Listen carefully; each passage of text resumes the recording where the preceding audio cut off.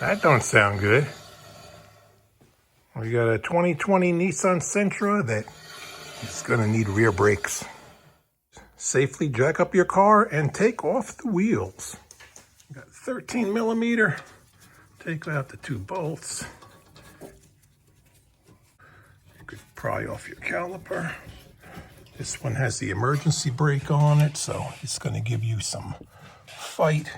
Be in the way. We might actually pull this bolt off over here to give us a little extra. Pull these bolts out. They're also 13 millimeter.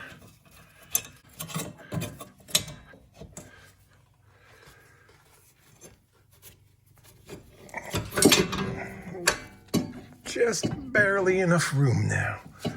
We gotta compress the piston. You need a special tool, or you could use a pair of needle nose pliers if you don't have the tool, but let's see if we have the tool that works. This is the setup that we're using here to do this.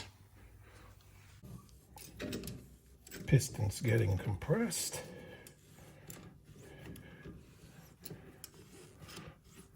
It's got to bottom out all the way, otherwise the new pads will not fit.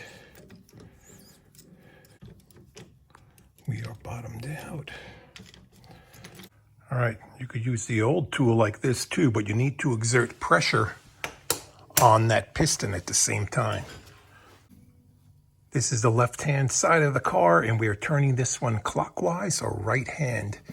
That's the attachment on it. Now, the other one may be the opposite way. We'll find out when we do that.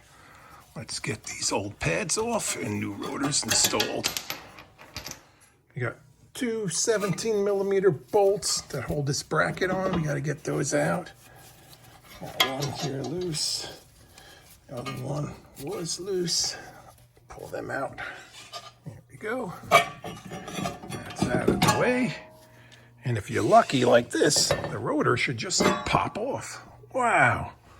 And it magically disappears. Yeah, I have the little springs that you got to push on here, just like the pads that you took off. Put these in place.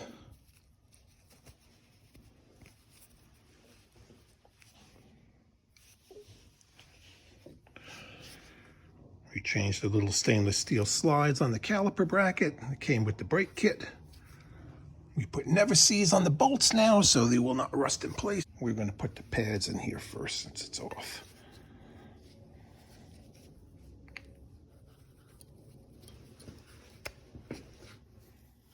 It's easier to put the pads into the bracket when it's off, pushing them in through this way with the little spring-loaded clips that are on there.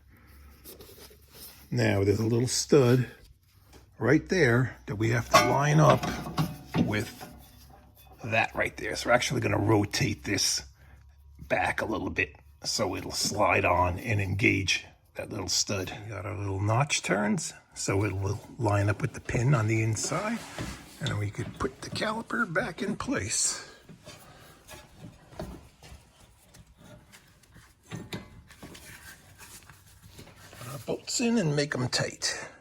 This is the right side of the vehicle, and it's being turned counterclockwise to get the piston to go back in.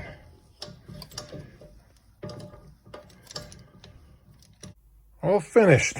If you found this helpful, please like and subscribe, and thank you for watching.